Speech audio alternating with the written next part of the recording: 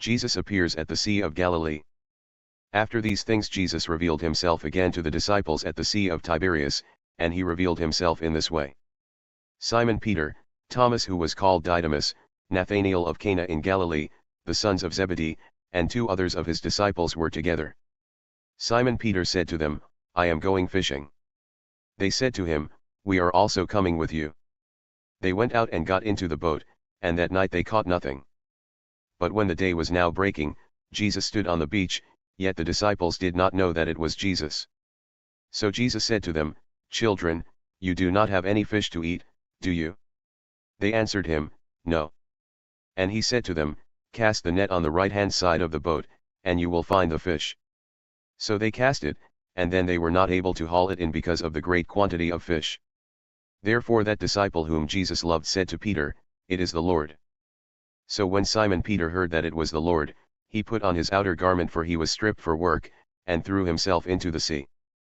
But the other disciples came in the little boat, for they were not far from the land, but about 200 cubits away, dragging the net full of fish. So when they got out on the land, they saw a charcoal fire already made and fish placed on it, and bread. Jesus said to them, Bring some of the fish which you have now caught. So Simon Peter went up and hauled the net to land, full of large fish 153, and although there were so many, the net was not torn. Jesus provides. Jesus said to them, Come and have breakfast. None of the disciples ventured to inquire of him, Who are you? Knowing that it was the Lord. Jesus came and took the bread and gave it to them, and the fish likewise. This was now the 3rd time that Jesus revealed himself to the disciples, after he was raised from the dead. The love question. Now when they had finished breakfast, Jesus said to Simon Peter, Simon, son of John, do you love me more than these? He said to him, Yes, Lord, you know that I love you. He said to him, Tend my lambs. He said to him again, a second time, Simon, son of John, do you love me? He said to him, Yes, Lord, you know that I love you. He said to him, Shepherd my sheep.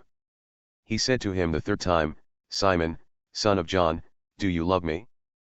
Peter was hurt because he said to him the 3rd time, Do you love me? And he said to him, Lord, you know all things, you know that I love you.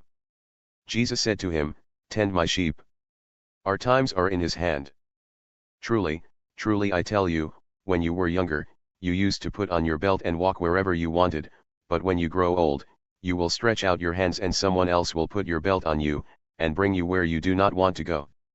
Now he said this, indicating by what kind of death he would glorify God.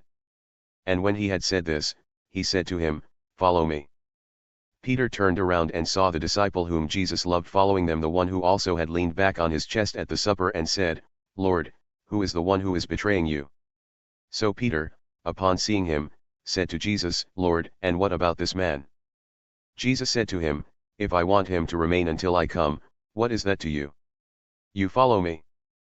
Therefore this account went out among the brothers, that disciple would not die, yet Jesus did not say to him that he would not die, but only, If I want him to remain until I come, what is that to you? This is the disciple who is testifying about these things and wrote these things, and we know that his testimony is true. But there are also many other things which Jesus did, which, if they were written in detail, I expect that even the world itself would not contain the books that would be written.